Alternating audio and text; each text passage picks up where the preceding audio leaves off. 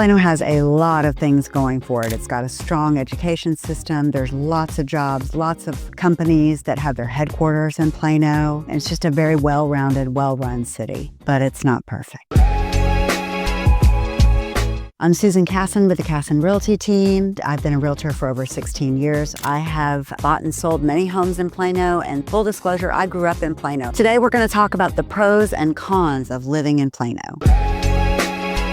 The first pro is that Plano is a very strong, family-friendly city. Many people want to raise their families here. There's lots of parks. There's a lot of recreational sports. They have a lot of festivals. They have a great education system. Plano ISD is one of the best in the state. They're always ranked up at the top of the state, and it's very well run. Pro number two has got to be Plano has plenty of jobs. Several companies in the United States have their headquarters in Plano. Toyota, Ericsson, Frito-Lay, I can't even name them all. But there's very many companies that have their headquarters right in Plano, Texas, which creates a lot of jobs for the city and the residents of the city and the surrounding areas. Third reason that I like to tell people about Plano, Texas is that there's just a lot of housing. There's a lot of different varieties of housing. We could find a 2-bedroom little bungalow to executive style, millions and millions of dollars housing. Plano has it all. There's wide variety for people that can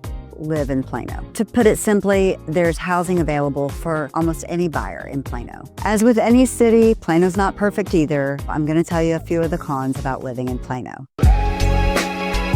The first con I would say, as a wrap up to my last pro, with the variety of housing, the housing can still be a little bit expensive in Plano. The reason is because Plano is landlocked. There's no more land to build on. So if you wanted new construction, you would have to tear something down and rebuild. And obviously that's very expensive. And also there's a huge desire to live in Plano. The housing can be on the higher side compared to some of the other outlying cities. The second con about living in Plano is, it's a popular town. There's a lot of businesses there. The pros I told you about bring the con, which is traffic. Everybody wants to be there. There's a lot of retail. There's a lot of great restaurants that a lot of people are coming there. So it can get very congested. Probably will be like that as Dallas grows. Plano has so many businesses that people are trying to travel to.